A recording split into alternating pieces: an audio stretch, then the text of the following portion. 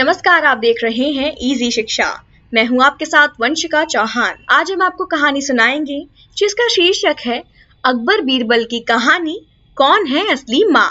एक बार शहंशाह अकबर के दरबार में बहुत ही अजीब मुकदमा आया जिसने सभी को सोचने पर मजबूर कर दिया। हुआ यूं कि बादशाह अकबर के दरबार में दो महिलाएं रोती हुई पहुंची। उनके हाथ में लगभग 2 या 3 साल का सुंदर सा बच्चा भी था। दोनों महिलाएं लगातार रो रही थी और साथ ही दावा कर रही थी कि ये बच्चा उनका है। अब समस्या ये थी कि दोनों शहर के बाहर रहती थी, जिस कारण उन्हें कोई नहीं जानता था। इसलिए ये बताना मुश्किल था कि उनमें से नन्हा बच्चा किसका है। अब अकबर बादशाह के सामने मुसीबत आ गई कि न्याय कैसे करे और बच्चा किसको दे। उन्होंने एक एक करके सभी दरबारियों की राय ली, लेकिन कोई भी इसकी गुत्थी सुलझा नहीं पाया। और तभी बीरबल दरबार में पहुंच गए। बीरबल को देखकर बादशाह अकबर की आंखों में मानो चमक आ गई हो।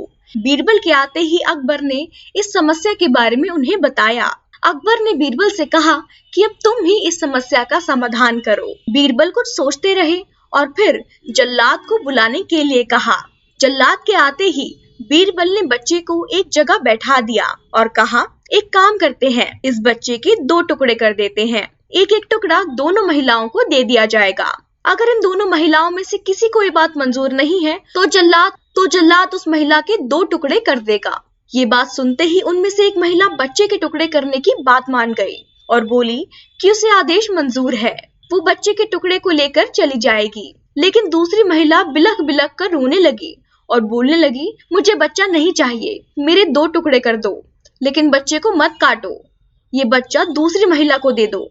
ये देखकर सभी दरबारी मानने लगे कि जो महिला डर की वजह से रो रही है वो ही दोषी है। लेकिन तभी बीरबल ने कहा कि जो महिला बच्चे के टुकड़े करने को तैयार हो गई वो उसे कैद कर ले, वो ही मुजरिम है। इस बात को सुनकर वो महिला रोने लगी और माफी मांगने लगी, लेकिन बादशाह अकबर ने उसे जेल में डलवा दिया।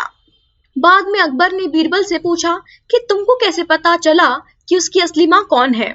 तभी बीरबल ने मुस्कुराते हुए कहा, महाराज, माँ सारी मुसीबतों को अपने सर पर ले लेती है, लेकिन बच्चे पर आंच कभी नहीं आने देती।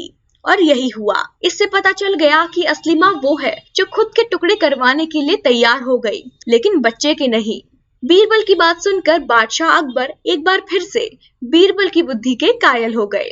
तो बच्चों, हमें इस कहानी से शिक्षा मिलती है कि हमें कभी भी किसी दूसरे की चीज पर अपना हक नहीं जताना चाहिए। साथ ही हमेशा सच्चाई की जीत होती है और समझदारी से काम लेने पर ही हर समस्या का हल निकाला जा सकता है। ये थी हमारी आज की कहानी। ऐसी ही कहानियां सुनने के लिए सब्सक्राइब कीजिए हमारे चैनल इजी शिक्षा को। धन्यवाद।